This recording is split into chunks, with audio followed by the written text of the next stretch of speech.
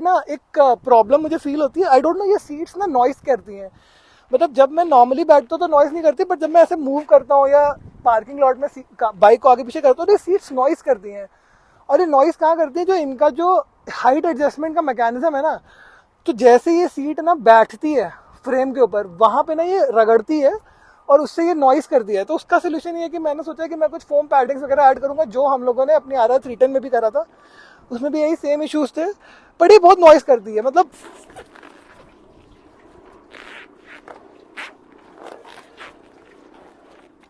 तो आपको रियलाइज हो गया होगा कि ये नॉइस, मतलब अंधेरे में रात के टाइम में जब खाली पार्किंग लॉट में ये नॉइस मुझे इतनी ज़्यादा सुनाई देती है कि मुझे बहुत अनॉइंग फील होने लगती है।